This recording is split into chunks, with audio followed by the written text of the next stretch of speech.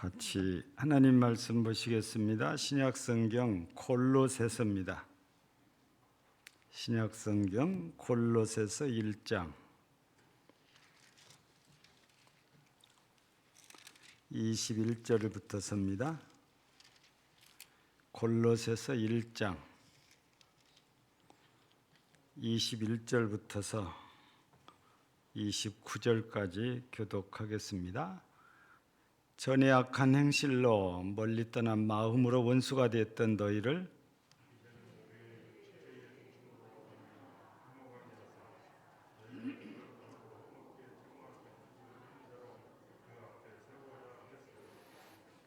만일 너희가 믿음에 거하고 터 위에 굳게 서서 너희 들은 바 복음의 소망에서 흔들리지 아니하면 그리하리라.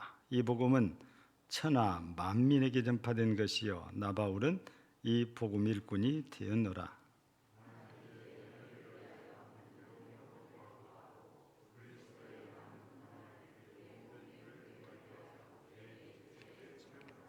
내가 교회 일꾼 된 것은 하나님이 너희를 위하여 대게 주신 직분을 따라 하나님의 말씀을 이루려 함이니라.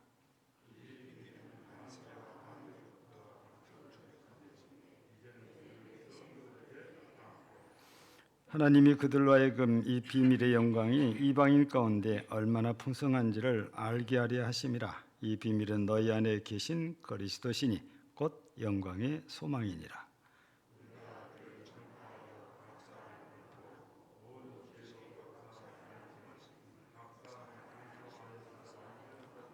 같이 합니다. 이를 위하여 나도 너희 때 속에서 능력으로 역사하시는 이의 역사를 따라 힘을 다하여 수고하노라. 아멘. 자, 이 시간은 광고 말씀드린 대로 우리 무창교회에 심호하시는 박종일 목사님 우리 강사로 모시고 재직 세미나를 시작을 합니다. 말씀에 많은 은혜 받으시기를 바랍니다.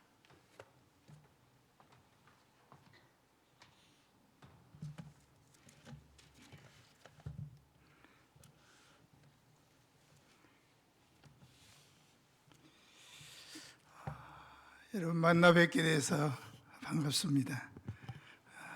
저는 곡성군 옥가면에 있는 농촌교회 무창교회를 두 번째 심우하면서 한 37년 정도 심우했습니다.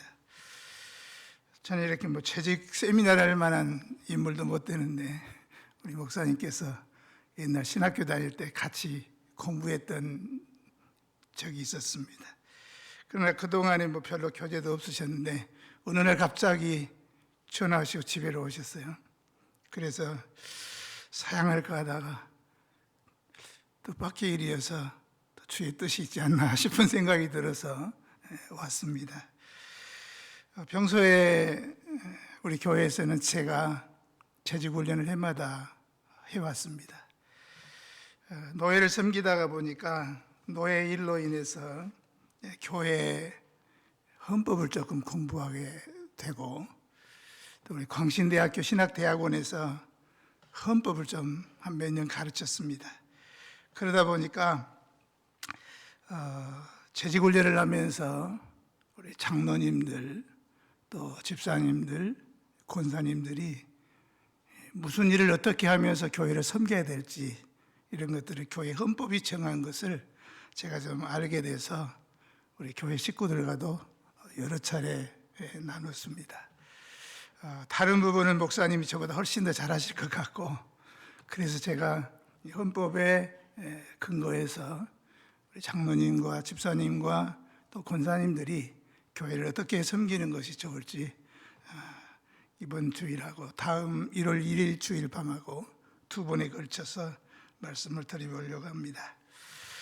사람은 보통 세 종류가 있다고들 말하는데 교회 생활을 하는 우리 그리스도인들 가운데도 역시 세 종류가 있다고들 말합니다. 우선 가만히 앉아서 인정받고 대접만 받으려고 하는 사람들이 교회 안에 틀림없이 있습니다. 그 다음에 두 번째는 구경꾼들이 있습니다. 상당히 많은 사람들이 이 부류에 속한다고들 합니다.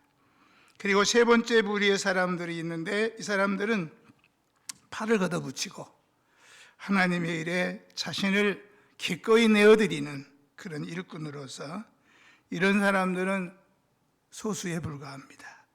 한 25% 정도 된다고들 말합니다. 오늘 본문에 보면은 바울 사도는 자신을 가리켜서 교회의 일꾼이라고 고백합니다. 여기서 언급된 교회의 일꾼이라고 하는 것은 성직자를 가리키는 말이 아닙니다. 일꾼이라고 하는 것은 종을 의미하는 말인데, 집사라는 말이 여기에서 유래했다고 합니다. 그래서 이 말은 성직자나 특별히 지도자들에게만 사용되던 단어가 아니라 일꾼이나 종을 가리키는 매우 보편적인 용어입니다. 그 당시 골로새 교회는 할례를 강조하고 음식법과 절기의 준수, 그리고 금욕주의와 천사 숭배 등등의 위협을 주는 거짓된 가르침으로 위협을 받고 있었습니다. 그래서 영적인 위기에 봉착해 있던 이 골로새 교회에 필요한 것은 다름이 아닌 참된 일꾼이었습니다. 바울은 그러한 필요성을 절감을 해서 골로새 교회에 편지를 썼습니다. 우리는 본문 23절에서 그러한 분위기를 느낄 수가 있습니다. 만일 너희가 믿음에 거하고 터위에 굳게 서서 너희 들은 바 복음의 소망에서 흔들리지 아니하면 그리하리라. 이 복음은 천하 만민에게 전파된 바요, 나 바울은 이 복음의 일꾼이 되었노라.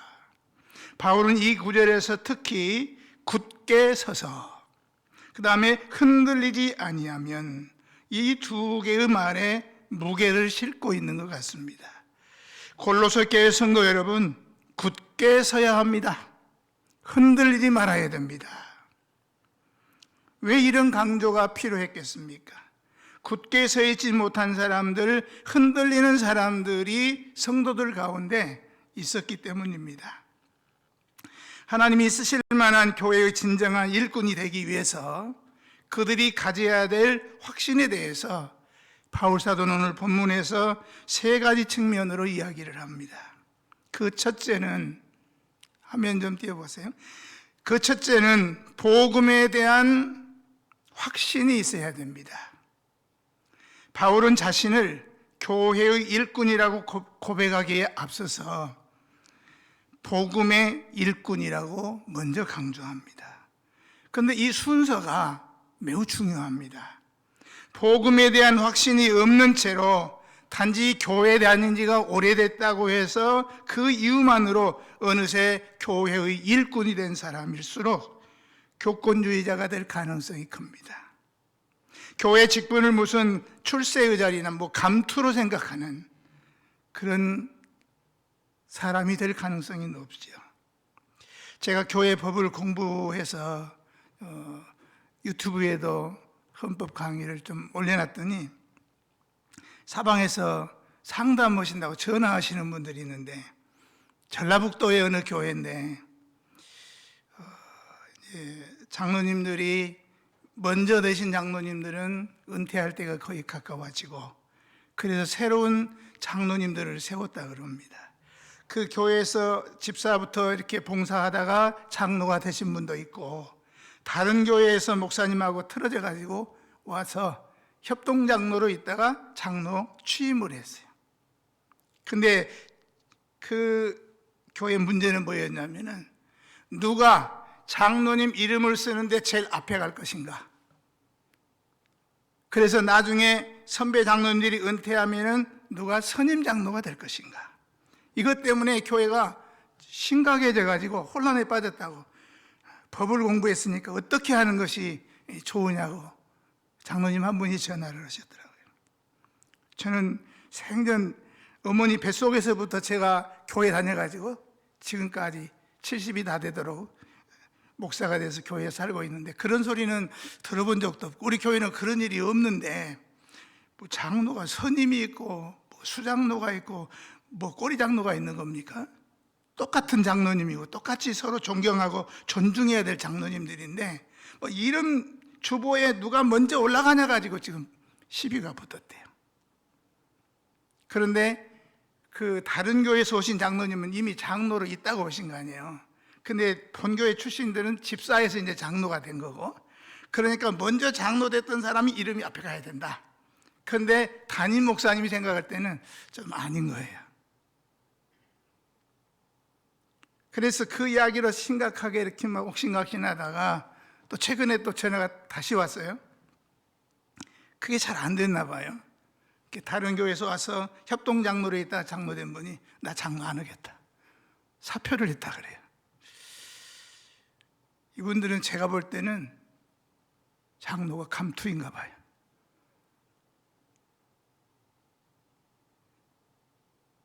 복음의 확신이 없고 복음의 소망에 대한 확신이 없는 사람이 어느 날 예수 믿은 지 오래됐다고 장로가 되면 이런 일이 일어난다고 생각합니다. 그런 사람들은 교회에 덕을 끼치는 일꾼이 되기보다는 오히려 교회에 해를 끼칠 가능성이 많습니다. 교회가 보유한 가장 값진 자산이 무엇이냐면 바로 복음입니다. 초대교회를 생각해 보면 초대교회는 건물이 없었어요.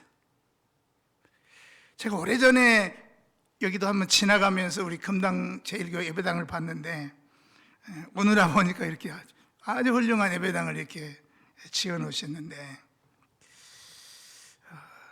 예배당 지으면서 아마 빚도 지셨겠죠? 예배당 지으면서 빚 안 지는 교회는 별로 없는 것 같습니다. 무책임하면은 안 되겠지만은 빚이 있다고 해서 너무 막 부담을 가질 필요는 없을 것 같아요.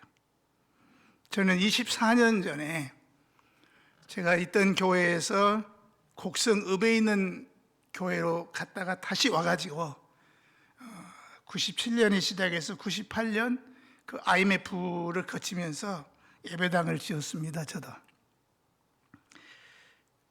처음에 생각할 때는 빚이 한 5천만 원 정도 지면 우리가 감당할 수 있다 그랬는데 짓고 나서 보니까 1억도 넘어버렸더라고요.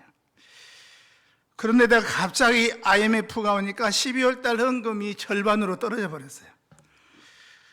그래서 연말을 넘어가면서 교회 재정이 마이너스 150만 원, 지금도 제가 기억하고 있어요. 겁이 나더라고요. 그래서 그 겨울에 제가 잘 아는 선배 목사님 모시고 집회를 한번 했는데 우리 교회 식구들은 헌금을 별로 안 했어요. 예배당 짓다가 지쳤는지 몰라도. 다른 교회 성도님들이 와가지고 헌금을 그때 당시에 300만 원이 넘는 헌금을 해주셨어요. 그리고 그 다음에 3월 달에 입당 예배를 드렸습니다. 그때도 까마귀들이 300만 원을 갖다 주셨어요. 그 뒤로는 교회 재정에 마이너스라는 건 지금까지 한 번도 없고 넘쳐나고, 우리도 시골 교회이지만 미자리 교회도 10교회에 돕고 선교사님도 돕고 잘 살고 있습니다. 하나님이 필요하시면 우리에게 족한 은혜를 주시고 때가 되니까 다 해결해 주시더라고요. 그때 제가 감사한 것은 우리 교회 재직들이, 그때는 장로가 없을 때 남자 집사들이 젖소를 키웠어요. 낙농하는 집사들이 한 6, 7명 됐는데 이 사람들의 빚이 최하가 3억, 교회 빚은 1억이니까 전혀 걱정을 안 하시고 어려움 없이 은혜 가운데 잘 해결했는데, 그게 얼마가 됐느냐 이게 문제가 아니고요, 하나님이 때가 되면 다 해결해 주십니다. 왜냐하면 하나님의 일이기 때문에 하나님이 다 책임져 주십니다. 만약에 빚이 있어서 염려되신다면 염려를 주님께 맡기시고 기쁜 마음으로 섬기고 봉사하시면 하나님이 넘치도록 채워주실 줄로 믿습니다. 그런데 교회 건물이 이렇게 등장하기 시작한 것은 주 300년 이후입니다. 그렇다고 해서 초대교회에 오늘날 부흥하는 교회들처럼 어떤 특별한 전도 방법이나 또 특별한 프로그램이 있었을 리도 만무합니다. 그러나 초대교회는 실제로 그 시대의 세상을 뒤집어 엎었어요. 그건 다름 아닌 복음의 능력이었습니다. 초대교회에는 복음의 능력을 확신하는 일꾼들로 풍성했습니다. 여러분, 왜 복음이 중요합니까? 복음만이 우리 인간을 구원할 수가 있고 복음만이 우리 인간을 변화시킬 수가 있기 때문입니다. 사단에게 결박된 인생들에게 자유를 선포하고 예수님을 영접하게 하고 그래서 새로운 존재가 되게 하는 것은 온전히 복음의 힘입니다. 복음만이 사람을 구원시키고 변화시킬 수 있다고 믿는 것이 복음의 능력에 대한 확신이고 복음의 소망에 대한 확신입니다. 이 복음의 역할을 우리를 구원하는 데서만 끝나지 않습니다. 본문 21절에 이렇게 말합니다. 전에 악한 행실로 멀리 떠나 마음으로 원수가 되었던 너희를. 우리가 구원받기 전에는 하나님의 진노를 피할 수 없는 사람들이었습니다. 하나님 보시기에 원수 같은 존재들이었습니다. 그러나 이제는 그의 육체의 죽으심으로 말미암아서 하나님과 화목하게 된 줄로 믿습니다. 죄의 용서함을 받았습니다. 하나님을 등지고 살았던 우리가 하나님을 사랑하는 사람이 됐습니다. 그렇다면 그 사람은 구원받은 사람인 거죠. 그러나 복음의 능력이 거기서 끝나지 않습니다. 복음은 하나님과 원수되었던 우리를 변화시켜서 하나님을 섬기게 할 뿐만 아니라 우리를 거룩하고 그리고 흠없고 책망할 것이 없는 자로 그 앞에 세워주신다는 사실입니다. 복음은 이렇게 우리를 구원할 뿐만 아니라 계속해서 변화시켜서 온전한 모습으로 서게 해줍니다. 근데 여러분, 예수 믿는다고 해서 하루아침에 사람이 강해지거나 온전해지지는 않습니다. 여전히 부족하고 여전히 연약한 모습일 수 있습니다. 그러나 복음의 소망이 무엇입니까? 어느 날 내 속에서 시작된 하나님의 놀라운 역사가 마침내 나를 변화시켜가지고 흠이 없고 책망할 것이 없는 사람으로 빚어가지고 주님 앞에 온전히 서게 할 것이라고 하는데 복음의 소망이 있는 것입니다. 복음의 소망은 여기까지입니다. 여러분, 지금은 연약하지만 복음이 마침내 나를 온전하게 변화시켜서 주님 앞에 서는 날에 나를 아름다운 존재로 완성시켜 주실 것이라는 사실을 믿으십니까? 그리고 이런 장래를 소망하며 사십니까? 이렇게 복음이 지닌 영광스러운 장래를 믿고 그것을 소망하고 복음의 능력에 대한 거룩한 감격 그리고 거룩한 확신으로 가득 찬 성도들이 많은 교회가 복음적인 교회입니다. 저는 간절히 바라기는 우리 금당 제일교회 성도님들이 그런 성도님들이 다 되시기를 바랍니다. 그러나 이 복음의 진가를 알지 못하는데도 교회에 오래 다녔다고 해서 교회 일꾼이 된 사람이 많으면 그 교회는 복음적인 교회가 아니고 계급적인 그런 교회가 되기가 쉽다는 거죠. 사람 냄새나는 교회가 됩니다. 중세가 타락한 데는 여러 가지 원인이 있습니다만은 그 중에서도 손꼽을 수 있는 것은 뭐냐? 중요한 원인이 복음을 상실했다는 겁니다. 이런 맥락에서 볼 때 종교개혁의 의의는 복음을 회복했다는 데 있습니다. 종교개혁은 세 가지 면에서 강조점을 두고 이루어졌는데 그 첫째가 오직 은혜입니다. 오직 하나님의 은혜만이 인간을 구원할 수 있다고 하는 신념, 믿음입니다. 두 번째는 오직 믿음입니다. 예수 믿는 믿음만이 우리 인간을 구원하고 변화시킬 수 있다고 믿는 거죠. 그리고 세 번째는 오직 성경입니다. 하나님의 말씀이 아니고는 인간의 변화를 기대할 수 없다. 이 신념입니다.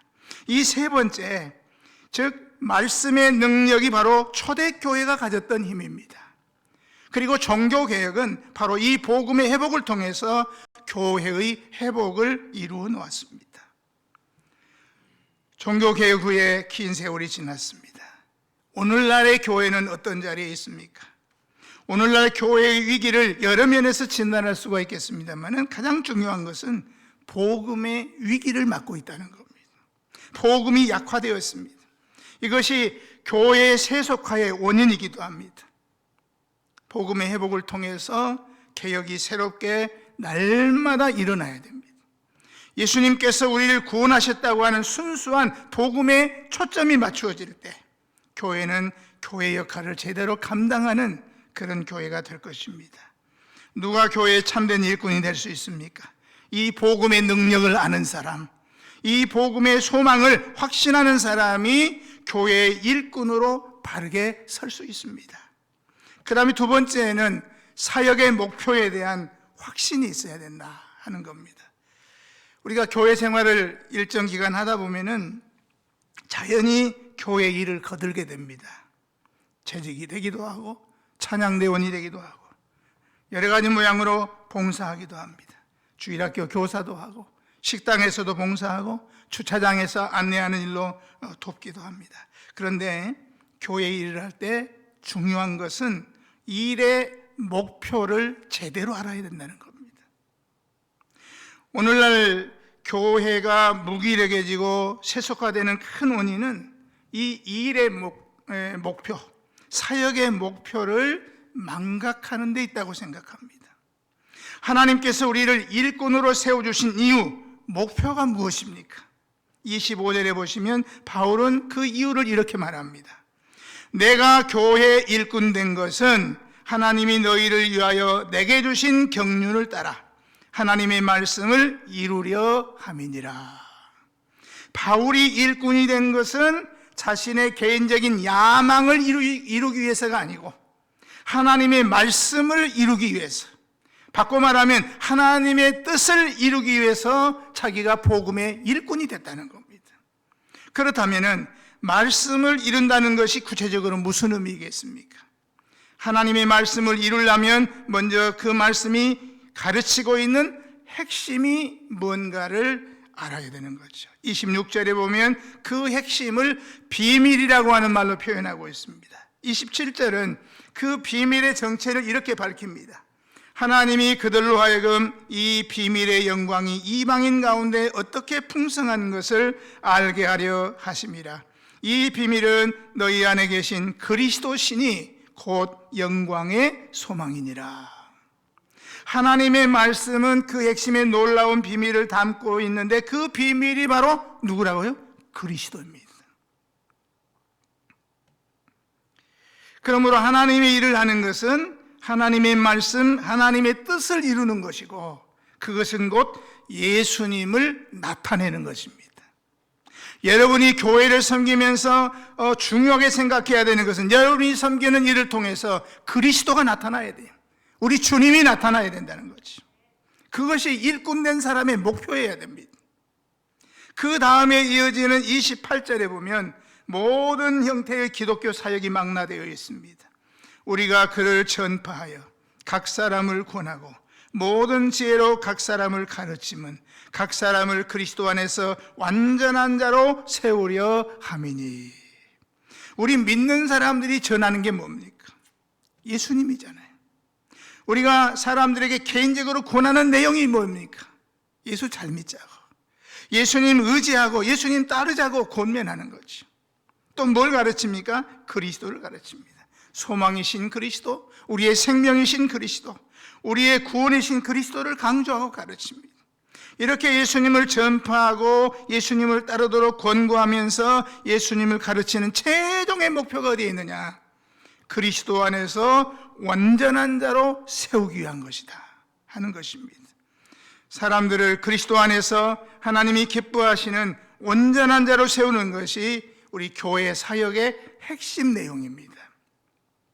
교회 안에 여러 사역이 있지만은 무슨 일을 하든지 그 일의 궁극적인 목표는 사람들을 그리스도 안에서 완전한 자로 세우는 것이 목표가 되어야 합니다. 완전한 자로 세우기 위해서라고 하는 말씀은 신앙과 인격의 장성을 요구하는 말씀이고, 그리고 각 사람 모두에게 해당되는 말입니다. 그 다음에 세 번째는 고난의 가치에 대한 확신이 있어야 됩니다. 마지막 절에 보면 이를 위하여 나도 내 속에서 능력으로 역사하시는 이의 역사를 따라 힘을 다하여 수고하노라. 이를 위하여, 그러면 이게 뭡니까? 그 선행구절인 28절에서 말한 것처럼 각 사람을 그리스도 안에서 온전한 사람으로 세우는 일을 말하는 거예요. 바울은 그 목표를 위해서 자기 속에서 능력으로 역사하시는 이의 역사를 따라서 힘을 다하여 수고한다고 고백합니다. 여러분, 여기서 힘을 다한다는 말은 모든 에너지가 소진할 때까지 최선을 다한다는 거예요. 나에게 있는 모든 에너지가 다 소진될 때까지 최선을 다해서 이 사역을 감당한다는 거죠. 이건 비단 인간적인 최선만이 아닙니다. 우리 안에서 역사하시는 성령님의 능력과 강건하심이 함께하는 수고입니다. 힘을 다하여 수고하는 바울의 고백 속에는 몸된 교회를 통해서 복음의 소망이 이 땅에 펼쳐지는 그 일을 위해서 어떤 고난이라도 기쁘게 감당하겠다, 이런 각오가 그 속에 배어 있는 거죠. 그건 24절에서도 이미 고백을 했습니다. 내가 이제 너희를 위하여 받는 괴로움을 기뻐하고 그리스도의 남은 고난을 그의 몸된 교회를 위하여 내 육체에 채우노라. 십자가의 고난으로 모든 죄 문제가 해결됐는데 그리스도의 남은 고난이 또 뭐이겠습니까? 여기서 바울은 교회와 예수님을 동일시하고 있습니다. 교회를 그리스도의 몸이라고 부르고 있습니다. 예수님이 이 땅에 계실 때 그분은 자신의 입술로 하나님의 나라를 선포하고 자신의 손으로 힘없는 사람들을 만져주고 병든 사람을 고쳐주셨습니다. 그리고 예수님이 성천하신 후에는 그 일을 오늘 우리 교회 몫으로 우리에게 남겨놨다는 거죠. 예수님이 그러한 사역을 계속하도록 하기 위해서 교회라고 하는 이름으로 자신의 몸을 세상에 남겨두신 겁니다. 그래서 교회가 교회다워지는 방법은 그리스도께서 이 땅에서 힘쓰신 그 사역에 동일하게 힘을 쏟는 겁니다. 이와 같이 오늘날 그리스도의 몸된 교회가 그리스도의 사역을 지속하기 위해서 이 땅에서 고난과 아픔을 당할 때 주님께서는 그것을 자신의 고난으로 간주해 주십니다. 이런 의미에서 그리스도의 고난은 아직도 끝나지 않았다는 거죠. 오늘날 그리스도의 남은 고난을 바울처럼 기쁨으로 받는 사람들이 얼마나 되겠습니까? 하나님은 이런 사람들을 통해서 일하시지만 오늘날과 같이 실용주의가 지배하는 사회에서는 교회 생활을 너무 편하게 하려고만 하고 기꺼이 고난받으려고 하는 사람들을 찾아보기가 조금 힘듭니다. 그러나 고난의 십자가를 지르는 사람이 없을 때 복음의 역사가 지속될 수가 없는 거죠. 주님께서 지셨던 십자가를 동일하게 짊어지고 복음의 영광을 위해서 자기의 삶을 내놓을 줄 아는 그런 사람들이 다 될 수 있기를 바랍니다. 고난을 조금 받을 때는 시험이 옵니다. 그러나 고난을 깊이 받으면 애정이 생기게 돼 있어요. 자식을 위해서 고생하는 어머니를 한번 생각해 보십시오. 자식을 위해서 고생했다고 자식한테서 멀어지는 어머니를 보셨습니까? 오히려 자식을 향해서 포기할 수 없는 애정, 사랑을 갖게 됩니다. 주의 몸된 교회와 함께 하나님의 뜻을 실현하는 데 따르는 고난에 기꺼이 동참하는 사람들에게는 하나님이 주시는 놀라운 기쁨이 있는 줄로 믿습니다. 바울은 그것을 특권이라고 생각을 했어요. 주님을 위해서 고난당하는 것을 특권이라고 생각했어요. 바울의 고백을 다시 들어보십시오. 내가 이제 너희를 위하여 받는 괴로움을 기뻐하고 그리스도의 남은 고난을 그의 몸된 교회를 위하여 내 육체에 채우노라. 또 갈라디아서에 보면 바울은 내 몸에 예수의 흔적을 지니고 있다 그랬습니다. 여러분이 주님과 교회를 위해서 정말 봉사하고 헌신한다고 실감될 때가 언제이겠습니까? 여러분이 주님과 교회를 위해서 고난을 받을 때인 줄 압니다. 여러분이 주님과 교회를 참으로 사랑한다고 느낄 때가 언제이겠습니까? 여러분이 교회를 위해서 고난당하면서 주님을 신실하게 따르고 그분에게 영광을 돌릴 때일 것입니다. 지금 하나님께서는 복음의 소망과 영광을 위해서 기꺼이 십자가를 지고 고난받을 각오가 되어 있는 그런 사람, 그런 일꾼을 찾고 계시는 줄로 믿습니다. 사도 바울은 교회를 섬기는 일꾼을 경기하는 자로 비유를 하면서 경기하는 사람은 법대로 경기하지 않으면 멸류관을 얻지 못한다 그랬습니다. 경기하는 자로서 그 경기에서 승리해가지고 멸관을 얻고자 하는 사람은 반드시 경기 규칙을 따라야 됩니다. 마찬가지입니다. 교회 직원도 상을 얻도록 봉사하려면 교회의 본질과 그리고 교회의 사명에 적합하게 교회를 섬겨야 됩니다. 예수님도 어떤 일을 하든지 법대로 해야 될 것을 강조하셨습니다. 마태복음 7장의 말씀, 그날에 많은 사람이 나더러 이르되 주여 주여 우리가 주의 이름으로 선지자 노릇하며 주의 이름으로 귀신을 쫓아내며 주의 이름으로 많은 권능을 행치 아니하였나이까 하리니 그때에 내가 저희에게 밝히 말하되 내가 너희를 도무지 알지 못하니 불법을 행하는 자들아 내게서 떠나가라. 그렇게 말씀하신대. 뭔 말입니까? 선지자로서 일하는 거, 귀신을 쫓아내는 거, 많은 권능을 행하는 거 다 좋은 일이죠. 그러나 중요한 것은 그 모든 일을 행할 때 법대로 해야 된다는 겁니다. 불법으로 하면 아무리 좋은 일을 많이 했다고 할지라도 주님을 위한 것이 되지 못하는 거죠. 사도 바울은 교회에서 은사를 행할 때도 모든 것을 적당하게, 적절하게, 그리고 질서대로 하라 그랬습니다. 실제로 바울이 디모데와 더불어서 전도 여행을 하면서 여러 교회에 사도와 장로들의 작정한 규례를 주어서 지키게 할 때 교회가 부흥됐다고 하는 것을 사도행전 16장에서 볼 수 있습니다.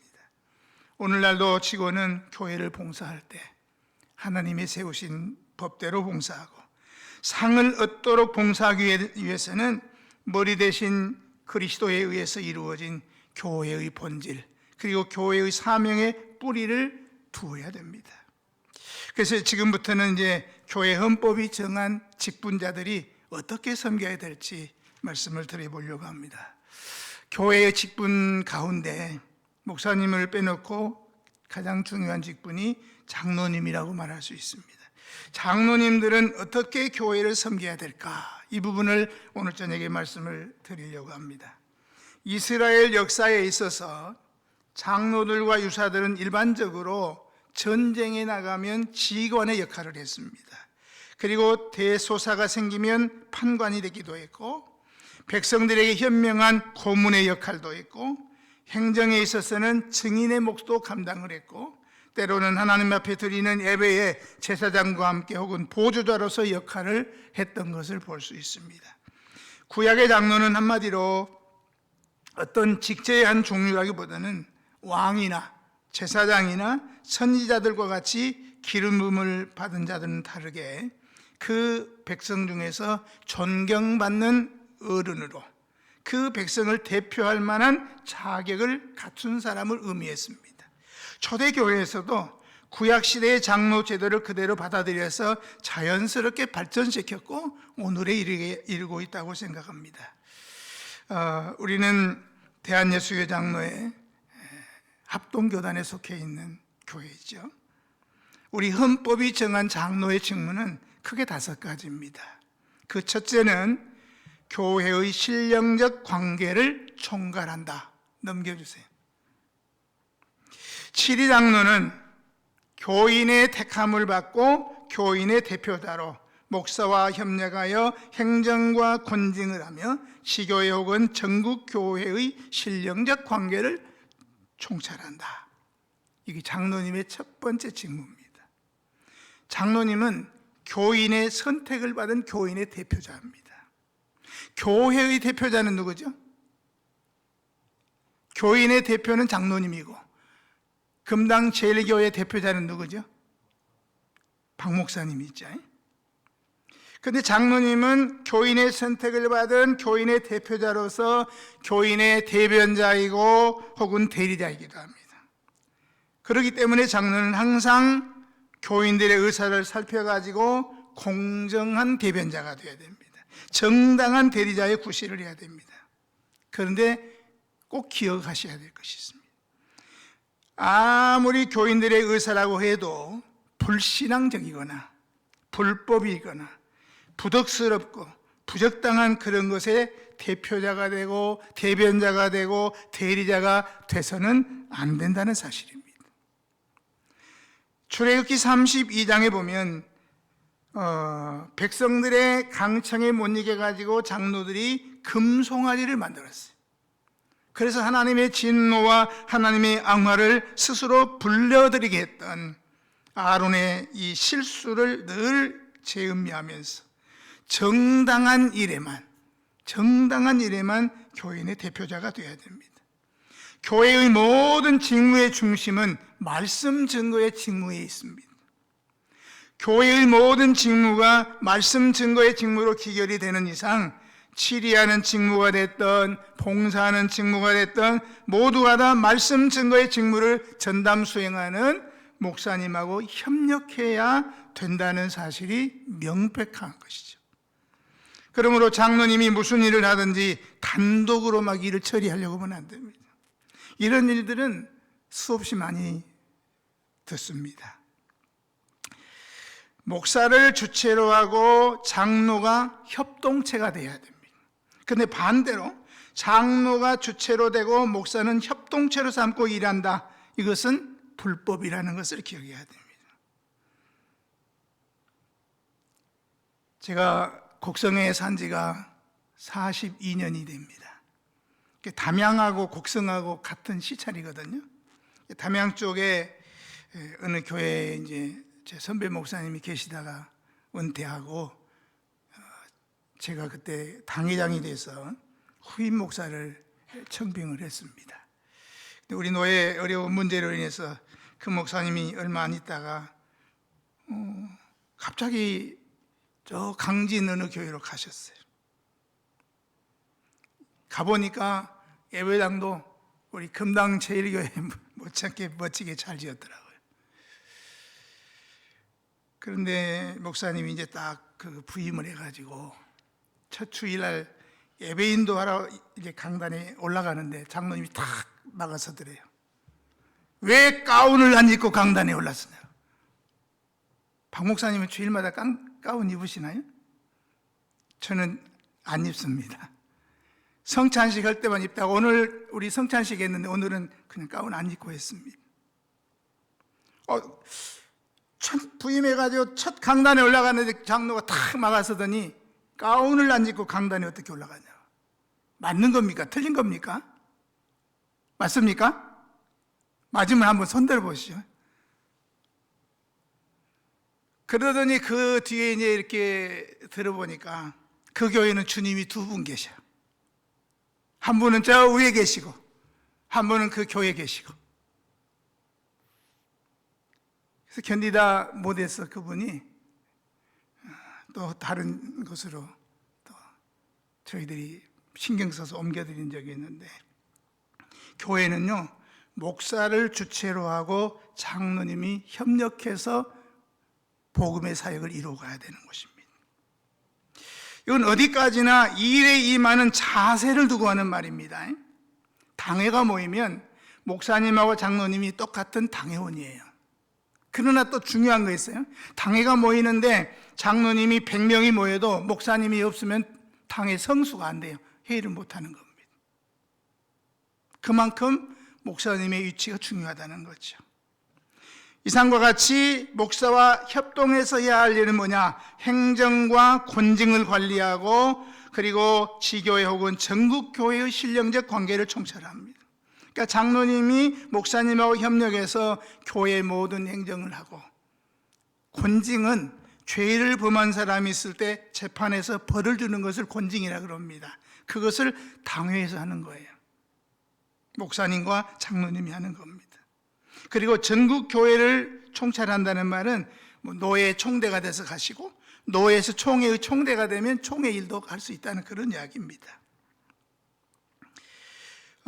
장로님은 목사님하고 협력해서 이런저런 문제를 직무로 삼아서 처리해야 되는데, 협력이 얼마나 중요한가, 이것을 알 필요가 있습니다. 한번 넘겨주십시오. 목회에 있어서 모든 면이 다 중요한데요, 목사와 장로의 관계는 가장 중요한 관계 중에 하나입니다. 목회자와 당회원인 장로의 협력이 없이는 진취적이고 고무적인 목회를 기대하기가 어렵습니다. 가령 어떤 일을 처리하는데 협력적인 입장에 설 때는 목회자에게 자신감을 불어줍니다. 그 일을 수행할 때 즐거움으로 만족감을 가지고 하게 됩니다. 근데 협력이 잘 안 되면 판단이 흐려지고 수행 능력이 둔화되게 돼 있어요. 이렇게 되면은 보이지 않는 가운데 교회가 많은 손실을 입게 됩니다.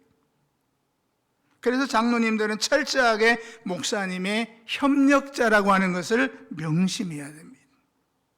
혹시 착각해서 견제 능력으로 표현된다면은 선교의 좋은 결실을 기대할 수가 없을 것입니다. 목회에서 협력하지 못하는 경우에서 성격적으로 안 맞는 경우가 제일 문제일 것입니다. 이 성격이라는 거 타고나면서 가지는 것인데 후천적인 것보다는 선천적인 요소가 농후하다고 생각합니다. 그래서 별로 의견이 다르지 않아요. 목적의 차이가 없는 경우에도 성격 때문에 협력을 하지 못하는 경우가 없지 않다는 거죠. 이러한 관계는 오직 믿음으로만 해결의 열쇠가 될 것입니다. 장로님들이 자기 표현을 지나치게 하려고 하는 의도가 있으면 문제가 생깁니다. 목사님하고 자신의 의견이 다를 때는 겸손하고 정중하게 자기의 의견만 밝히고 목사님이 최종 결정할 수 있도록 해드려야 되죠.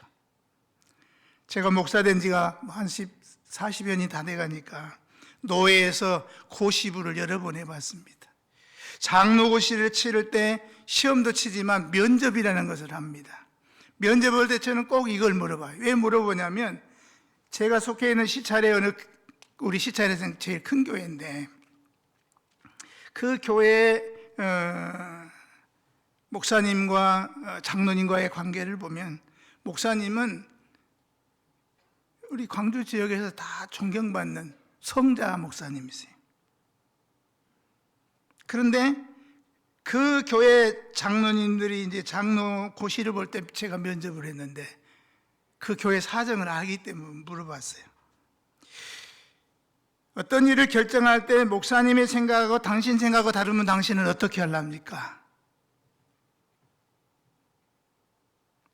두 사람은, 3명이었네, 두 사람은 선배들이 잘하고 있으니까 따라가면 됩니다. 근데 한 분은 그러더라고요.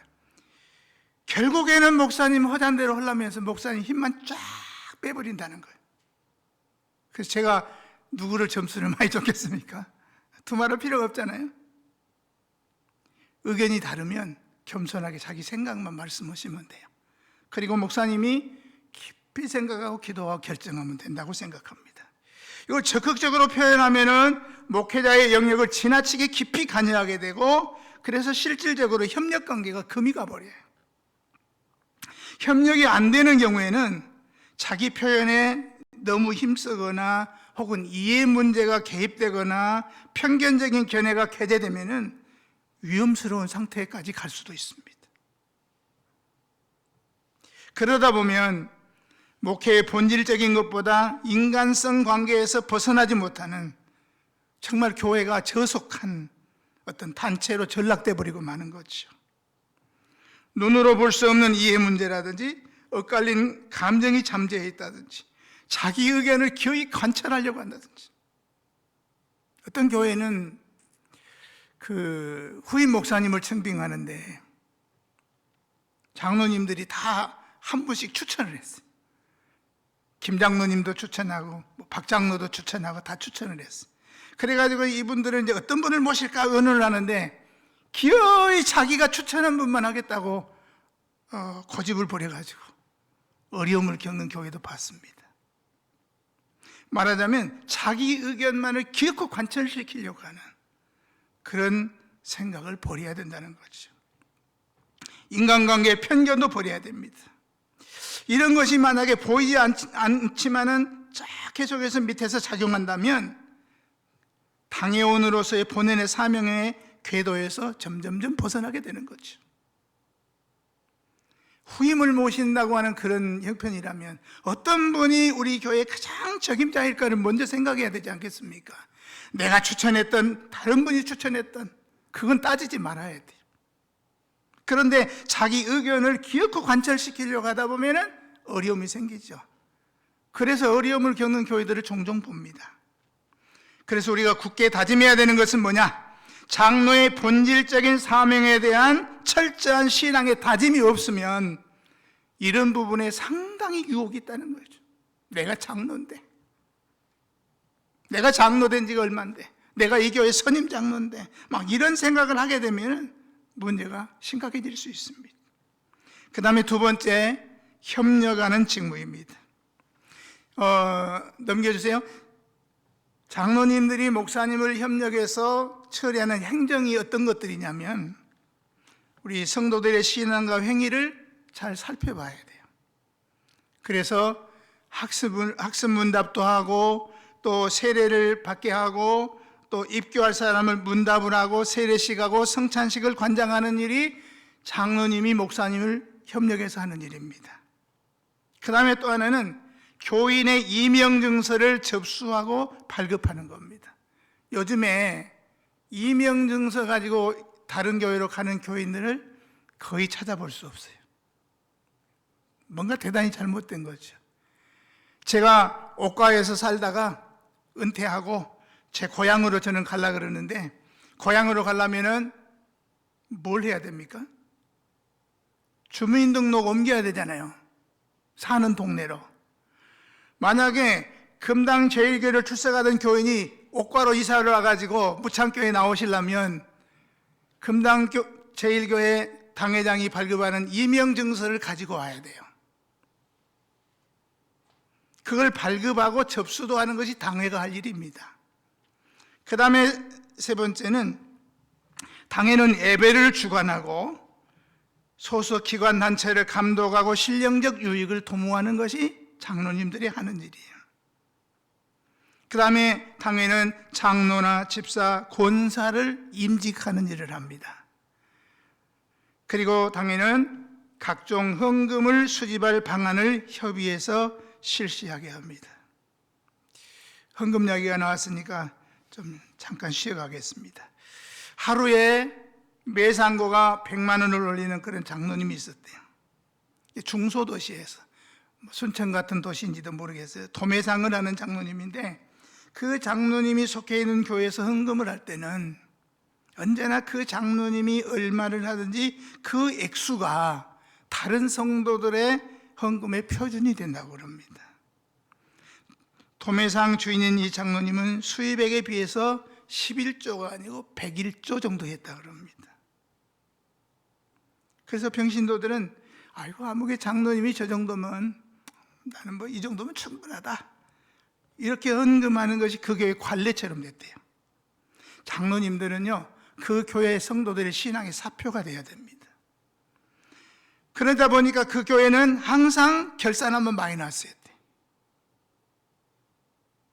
또 대도시의 중형교회 한 장로님은 그 교회에서 손꼽는 부자였는데, 그분의 헌금은 남들이 주일헌금을 2,000원, 3,000원 할 때, 옛날 이야기입니다.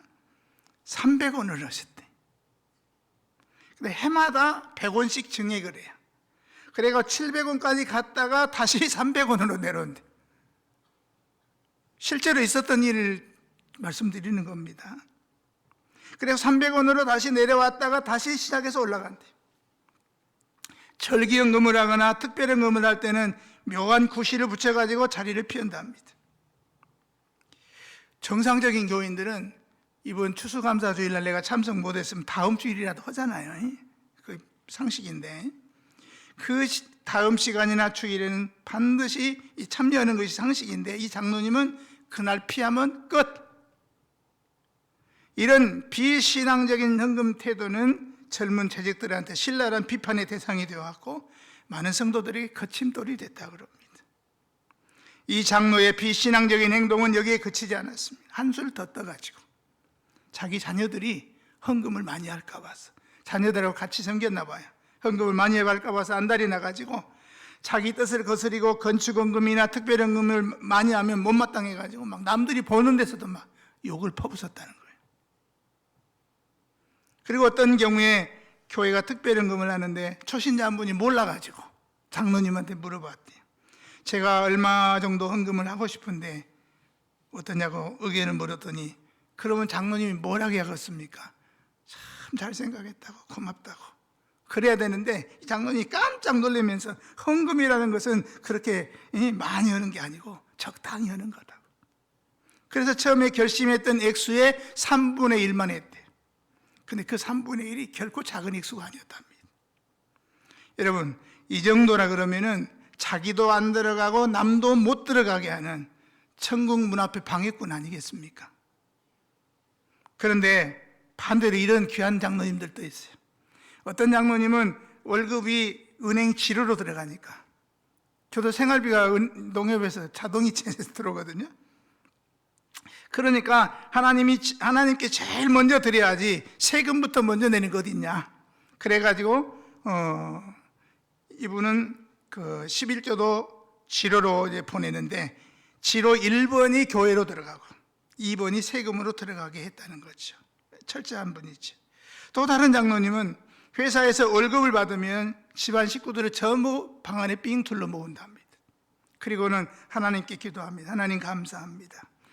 우리에게 이렇게 한 달 동안 일용할 양식을 채워주시고 지켜주시는 은혜에 감사를 드린다고 그럽니다. 그리고 감사드리고 온 가족이 보는 앞에서 공개적으로 11조를 댄대요. 한 달 수입을 밝히고, 그래서 11조가 얼마인지 딱 떼서 주님께 드린다는 겁니다. 그러다 보니까 자녀들도 어려서부터 자연스럽게 11조를 행동으로 받아들이게 되죠. 그러니 자연스럽게 그 자녀들이 복을 받는 것은 두말할 필요가 없는 거겠죠.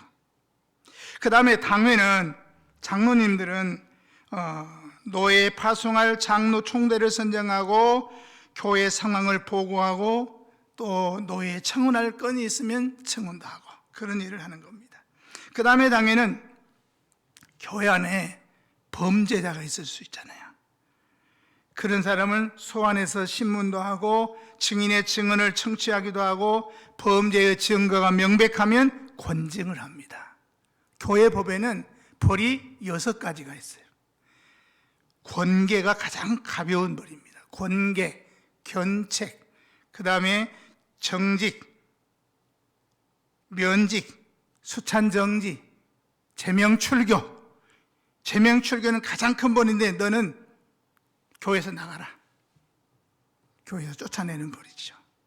이런 경우는 끝까지 회개하지 않을 때만 하는 벌입니다. 아무튼 범죄자를 소환해서 신문하고 명백하면 벌 주기도 하고, 벌을 준다는 말은요, 매를 때린다는 거예요. 회개하라고.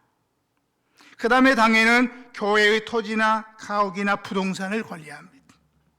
그리고 장로님들은 교회 전반에 있어서 신령한 요익을 도모하는 일에 힘쓸 뿐더러 교회 행정상의 재반에 걸쳐서 참여하고 책임이 있는 지도력을 발휘해야 됩니다. 두 번째는 도리 오해나 도덕상 부패를 방지합니다. 띄워주세요. 주께 부탁받은 약물이가 도리 오해나 도덕상 부패에 이르지 않기 위하여 당회로나 개인으로나 선이 권면하되 회개치 아니하는 자가 있을 때는 당회에 보고한다. 장로는 약물의 대변자만이 아니라 오히려 도리 오해나 도덕상의 부패를 방지하기 위해서 당회 전체로도 혹은 장로님 개인으로도 선하게 교인들을 권면하고 지도하는 사람입니다. 그래서 교회 헌법에는 장로의 자격을 말할 때 상당한 식견과 통솔력이 있어야 된다 그랬습니다. 저는 우리 장로님들의 갖춰야 될 자격 가운데 이게 굉장히 중요하다고 생각합니다. 상당한 식견과 통솔력. 상당한 식견이라고 하는 것은 학문, 학식과 견문, 지식과 교양을 의미한다고 생각합니다. 그래서 장로님은 지식이나 교양이 있어서 사리를 올바르게 판단할 수 있어야 된다는 거죠. 교회 안에 어떤 문제가 생겼는데 그 문제를 보면서 어떻게 처리해야 될지 사리 판단을 바르게 할 수 있는 능력이 있어야 된다는 거죠. 그러기 위해서는 성경도 많이 읽어야 되고 또 지식도 갖추도록 노력해야 되고 기도도 많이 해야 되고, 그래서 그것을 잘 처리할 수 있는 정신과 인격을 갖춰야 된다는 거죠. 장로가 자기의 바른 신앙적 소신이나 철학이 없이 형편에 따라서 이리저리 이끌려 다닌다면 교회가 어떻게 되겠습니까? 뿐만 아니라 장로님들은 교인들이 교리를 오해하거나 도덕적으로 부패하지 않도록 권면하고 교인들을 신방하고 위로하고 교훈하고 기도해 주면서 통솔할 수 있는 능력도 있어야 된다는 거죠. 사리를 옳게 판단할 수 있는 식견이 필요하고 중요하지만은 이것을 실천할 수 있는 능력이 없으면 쓸모가 없어집니다. 지도자는 예리한 통찰력과 풍부한 상상력을 가지고 이것을 실천할 능력과 지략을 해서 통솔할 수 있는 통솔력이 있어야 교인의 지도자여 대표자가 될 수 있습니다. 그 다음에 도리오해라는 것은요, 교리, 신조에 대한 잘못된 생각입니다. 우리 장로교회는 교리가 있죠. 소요리 문답도 있고 태요리 문답도 있고 신조라고 하는 것도 있습니다. 이런 것에 대해서 밝히 알아야 돼요, 장로님들은. 장로 면접을 하면서 많이 겪어보면 교리를 잘 모르는 분들이 너무 많아요. 이걸 알아야 설교를 잘못 들어가지고 오해가 생기거나 혹은 잘못된 성질이나 불건전한 집회에서 생긴 오염, 이런 것들을 방지할 수가 있는 거죠. 지금은 기도원에 가는 일들이 더 옛날만큼 없어졌습니다만은 담임 목사님이 허락 없이 아무 집회나 가가지고 또 아무 성경 공부나 그런 모임에 가가지고 잘못 듣고 잘못 배워가지고 잘못되는 사람들이 많아요.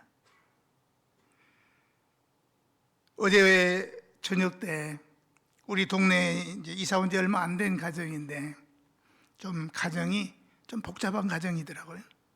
근데 그 부인이 우리 동네 넘에 있는 감리교회를 다니는데 이 남편이 그 교회는 안 갈라 한다는 거예요.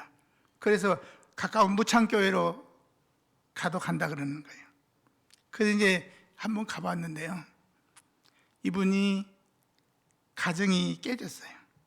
왜 깨졌냐면은 저 경기도에 살았는데 장성에 전에 할렐루야 기도원이라고 있었죠. 거기 갔다 와서 이상해져 버렸어요, 여자가. 정신 이상자처럼 이상해져 버린 거예요. 그런데 이제 목사님한테 와서 기도해 주기를 원하고 신방해 주기를 원하는데 목사님은 또 왜 그랬는지 모르지만 목사님이 가지 말라 그랬는데 가서 그랬는지 모르겠어요. 목사님이 안 찾아보셨대요. 그래서 그 목사님을 그 교회에서 몰아내는데 자기가 앞장서 가지고 목사님이 떠났다 그러더라고요. 근데 이 사람은 자기도 교회를 안 다니는데 그 말을 들어보니까 얼마나 횡설수설하는지 앞뒤가 안 맞는 말도 막 하고 그러긴 하더라고요. 그런데 장로님들은요, 그런 일들이 생길 때 잘 분별해서 지도를 해야 돼요. 그러려면 교리를 알아야 되잖아요. 성경을 교인들보다 더 잘 알아야 되잖아요. 그 다음에 도덕상의 부패라고 하는 것은 이성교제에서 오는 부패, 금전거래에서 오는 부패, 또 교회 안에 파당이 있을 수가 있거든요. 이런 것들이 대표적인 사례가 되는데 예수 믿는 사람은 그리스도 안에서 다 형제요 자매이죠. 안 그렇습니까? 여러분은 다 주 안에서 형제요 자매인 줄로 믿습니다. 그런데 특별히 아무개하고 나하고는 의형제 맺읍시다, 은암매 맺읍시다, 이러면 되나요, 안 되나요? 안 되는 거죠. 이미 형제간인데 저하고도 여러분하고 형제간인가요, 아닌가요? 맞습니까? 틀립니까? 형제간입니까? 아닙니까? 형제간이잖아요. 내 아버지가 여러분의 아버지 아니십니까? 그러지? 더군다나 교단도 같고. 그런데 굳이 의형제 은암에 맺을 필요가 없는 거죠. 그러니까 장로님들이 이런 것들도 발견하면 지도를 잘 해야 되는 거죠. 장로는 이렇게 교회가 부패에 이르지 않도록 맡겨진 성도들을 선하게 권면하고, 개인적으로 권면해서 안 되면 당회에다 말해야 돼요. 그리고 당회가 권면을 안 들으면 아까 말씀드린 것처럼 권징을 해서라도 악을 제거해야 되는 거죠. 그 다음에 세 번째는 교우를 신방하여 이로 교훈 간호한다. 신방은 누구의 몫입니까? 여러분, 신방은 누가 하는 겁니까? 빨리빨리 말해 보십시오. 시간이 많이. 누가 신방하는 거죠? 당연히 목사님이 하는 거죠. 그런데 교회 법에 장로님이 신방의 직무를 갖고 있어요. 보통 사람들은 신방은 목사님이나 교역자들이 하는 것이고 장로님하고는 아무 상관이 없는 것처럼 생각하는 경우가 많습니다. 그런데 장로님에게 신방의 의무가 있어요. 여러분, 교인들의 실정을 모르면서 어떻게 교회를 다스릴 수 있겠습니까? 도리 오해나 도덕상의 부패를 어떻게 알아가지고 방지할 수 있겠습니까? 혹은 전해 들을 수도 있죠. 그러나 직접 신방하고 파가는 것만큼 정확하겠습니까? 양의 실정을 잘 모르거나 잘못 파악하고 양무리를 다스린다고 하는 것은 사건을 모르면서 아무렇게나 판단하겠다고 하는 무지 외에는 아무것도 아닐 것입니다. 그래서 위로하고 교훈하고 간호해야 되는데 방문하지 않고 이 막중한 책임을 감당할 수 없는 겁니다. 현대 사회에서는 장로님들이 이 직무를 감당하기가 쉽지 않습니다. 저도 잘 압니다. 그러나 이런 직무와 책임이 장로님들에게 있어요. 저는 시골에서 자랐기 때문에 우리 고향 교회는 제가 어렸을 때 한 400명 모이는, 리 단위의 교회가 400명 모이는, 우리 한국에 그런 교회 별로 없다는 교회에서 자랐습니다. 그런데 그 교회 장로님 가운데 할아버지가 한 분 계셨어요. 지금으로 치면 은퇴를 해야 되는데 그때는 은퇴가 없으니까 시무장로였죠. 근데 이 장로님은요, 종종 우리 집에도 오셔. 그래가지고 집을 한번 다 둘러보시고 식구들을 전부 마루에 앉혀놓고 기도해주고 가시더라고요. 그때는 뭐가 뭔지 몰랐지, 어렸을 때는. 근데 목사가 돼가지고 교회 법을 알고 보니까 이 장로님이 장로의 직무를 수행하고 있었던 거예요. 이렇게 돌아보면서 타이르기도 하고 격려도 해주고. 오늘날의 장로님들이 이렇게 하기는 쉽지 않죠. 그렇지만 그런 책임과 직무가 있다는 것은 알아야 돼요. 그 다음에 네 번째, 교인의 신앙을 살피고 위하여 기도한다. 장로는 교인과 함께 기도하며 위하여 기도하고 교인 중에 강도의 결과를 찾아본다. 이것이 헌법의 명문 규정입니다. 교인을 돌보는 직무 중에서 최대의 직무는 교인의 신앙을 살피는 것입니다. 곱게 자라면 감사할 일이고, 잘 자라지 못할 때는 잘 자라지 못하는 요소가 뭔가를 살펴가지고 제거하도록 노력을 해야 됩니다. 이를 위해서 힘써서 기도해야 됩니다. 장로님의 노력이 제 아무리 크다고 해도 실정을 하나님께 아뢰어서 온전한 성장을 위해서 기도하는 것만큼 더 유익한 효과적인 일은 없을 겁니다.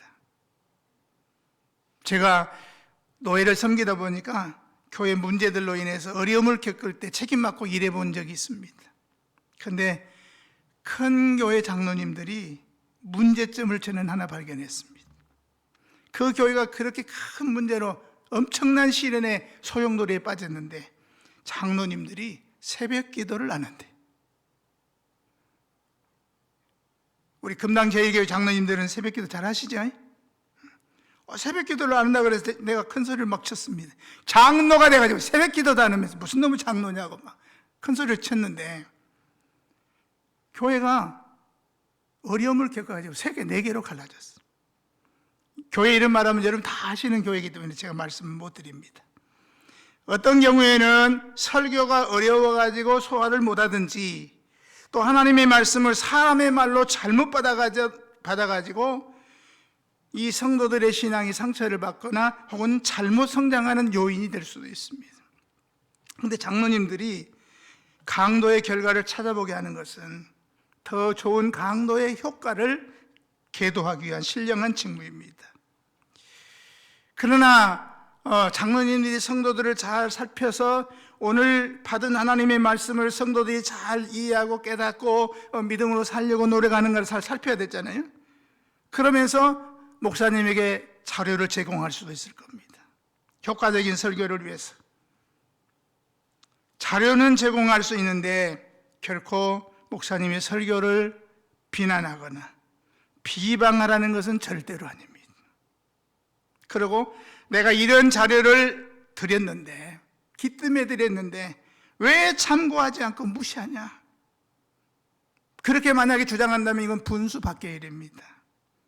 가르치는 일을 전담하는 목사가 장로님에게 받은 자료를 활용하거나 묻어두는 자유가 없다면 결국 그건 뭐예요?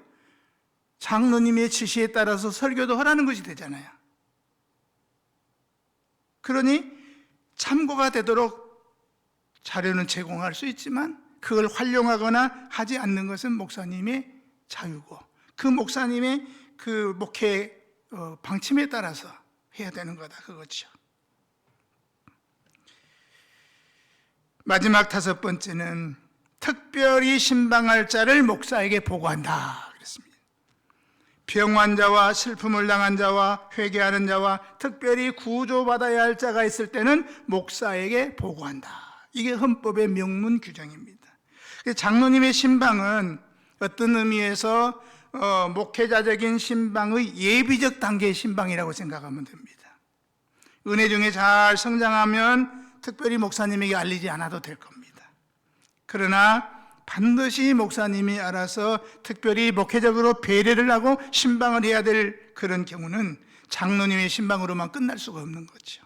그렇기 때문에 병환자나 슬픔을 당한 자나 특별히 구조를 받아야 될 그런 사람이 있을 때는 반드시 목사님에게 보고를 해야 된다는 거죠. 그래서 성도들이 곱게 성장해 나가도록 도모해야 되는 것이 우리 장로님들이 해야 되는 직무입니다. 이제 시간이 많이 갔기 때문에 말씀을 마치려고 합니다. 교회 일꾼은요, 복음의 소망에 대한 확신이 있어야 됩니다. 사역의 목표에 대한 확신도 있어야 됩니다. 그리고 고난의 가치에 대한 확신이 있어야 됩니다. 이 확신을 바탕으로 해서 맡은 바 직분을 잘 알아서 목사님의 목회를 잘 협력하는 것이 신앙생활을 잘하는 것이고 교회의 일꾼으로서 일을 잘하는 것인 줄로 믿습니다. 다음 시간에 우리 집사님과 권사님들에 대해서는 말씀을 드리도록 하겠습니다. 기도하겠습니다. 자비하신 아버지, 감사합니다. 참으로 부족하고 연약한 종을 여기까지 인도해 주시고 자라는 성도들과 함께 교회의 일꾼들이 어떤 자세를 가지고 어떤 일을 어떻게 감당해야 되는지 나눌 수 있도록 은혜 주신 것을 감사합니다. 아버지, 오나 없는 것은 우리 금당 제1교회가 정말 하나님이 기뻐하시는 일꾼들로 넘쳐나는 교회가 되게 하여 주옵소서. 목사님의 목회를 잘 협력하는 좋은 장로님들로 인하여서 더욱더 은혜가 넘쳐나고 날로 달로 부흥하는 아름다운 교회가 되게 하시고, 코로나 이후에 침체되었던 많은 믿음의 사람들의 믿음이 회복이 되고 새로워지고 부흥하고 성장하는 아름다운 역사가 일어나게 하여 주옵소서. 이 아름다운 예배당을 하나님 건축해 하셨사오니 차고 넘치는 은혜가 있도록 일꾼들에게 열심히 일할 수 있는 믿음과 열정을 허락하여 주옵소서. 예수님의 이름으로 기도드리옵나이다. 아멘.